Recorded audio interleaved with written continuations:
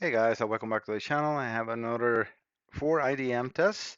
This time it's in a 2002 E350 7.3 liters power stroke diesel.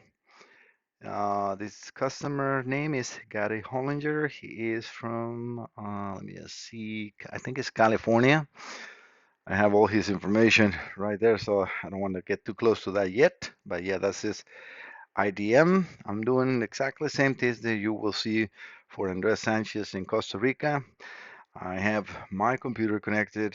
I have 4 IDS so I can do the injector bus test.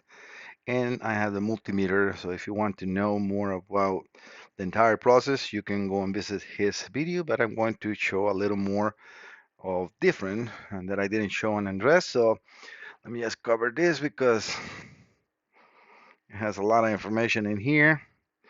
I want to show partial that this is Gary's, I think right there. Mhm. All right, so I'm going to cover his information now. First thing that I want to show for Gary, this is for his records and my records, is the test on the IDM. Everything passed. So I have 127 test points. Hopefully you can see that in here, right there. So 127 test points and everything in the image is a little hard to say because it's green on green, but I'm going to try to get closer so you can see all the marks of all the test points that I do. So I always do that first, and then I do the activation test, which is what we have right now. I also have mapped out, I do take always a picture of the entire board, and this is what we have here. Let me get this into a full screen. So what I do is, again, the same. I because I'm working with the board outside and facing backwards, I need to know which one is pin one and all the pins that I knew that I need to do the test on. I also go over to where the injector drivers are, and the rest is pretty easy to see, especially on these heavy duty components.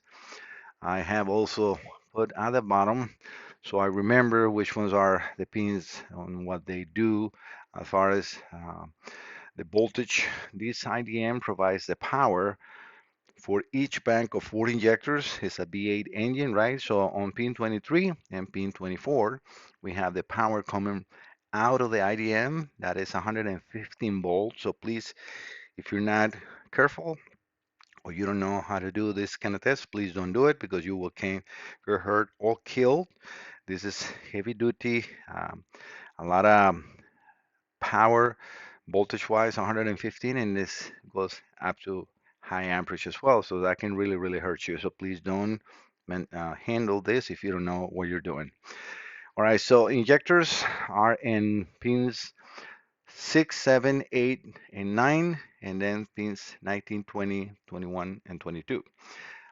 Pin 22 is injector, let me go in order. Pin 6 is injector 1, pin 22 is injector 2, pin 21 is injector 3, pin 7 is injector 4, pin 8 is injector 5, pin 9 is injector 8, and pin 20 is injector 7.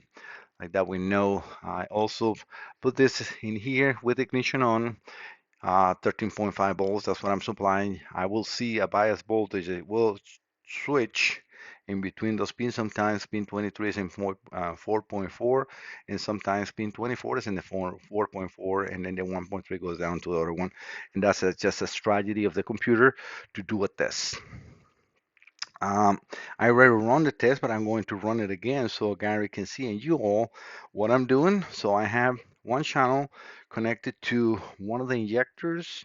So this is this channel and also a test light so I can see the activation visually, but for me the best is definitely the oscilloscope.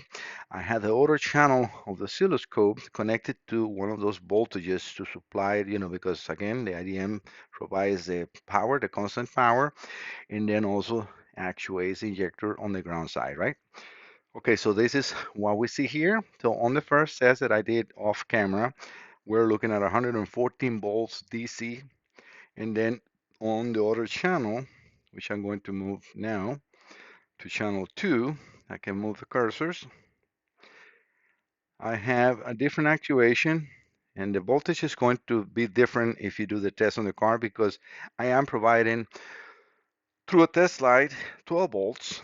So when this switches to ground, it will be from that voltage to ground. In the vehicle, sorry, if you do this test with your oscilloscope, it will go from 115 volts down to ground. But all I want to see is that we have control. Is the injectors being activated, then I can see that on the green channel. All right. Okay, so let me go back to channel 1 so I can move the cursors back to what I needed for the first test. And we're going to run this because when this is in here, this is a record file. So I'm going to run it. I have for settings, I have channel 1 and 40 volts per division. This is a very capable oscilloscope up to 300 volts with no attenuation. This is a 1-to-1 lead or test lead, right? And then the other channel, I got a 4 volts per division so I can see the injector activation. All right, so I'm using 4 IDS. I tried to use Snap-on and Autel for this. They don't have it. I know Snap-on does have this test, so you don't need to have IDS, and I don't have the Snap-on here, so I'm using my 4 IDS. All right, so I'm going to exit here because again, I just run this test. I have the other power, um, the 23 connected to the multimeter. The reason I'm doing that is so you can see that the multimeter is not fast enough to capture the differences in voltages. That's why you need to have an oscilloscope if you're doing a test like this so you can see it.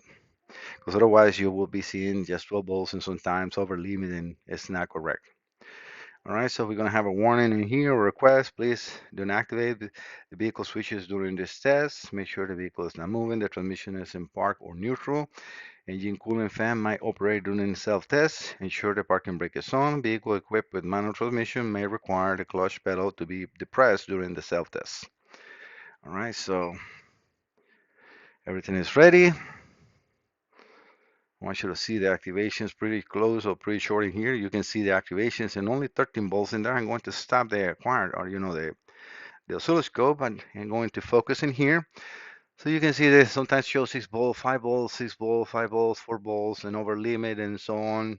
And this is an outer range multimeter, so it should read. It's just so fast that it cannot capture and tell you that it's reading up to 114 because it's not a steady voltage, right? It's a pulse width modulated voltage. But if we go here, we can see that we are in 114.6 volts, no doubt about it. So yes, this is a high voltage, high amperage circuit, and we can also see the injectors being activated. Obviously, it's going to try to do the bus test and activate the injectors, but everything in Gary's IDM is working 100%. I'm going to check all the injectors with off camera, make sure that all are being activated, and I will record the data for him and for myself. But after the test that I did with the curve tracer, all I'm doing is a second test to make sure and confirm that everything is indeed properly working. So yes, we are having not an issue here. So Gary, your IDM is fully working. I didn't do anything. I just checked it, tested, and it's working fully good. All right, guys, thank you so much for visiting the channel. This is again, if you want to see more about the wire diagrams and connections and so on, just please go and visit the other video that is probably ready already in my channel. Look for, I think it's 1995 IDM. It's the same connections and everything as in here. All right, guys, thank you so much. I hope that you like the content. Don't forget to subscribe. See you next time. Bye-bye.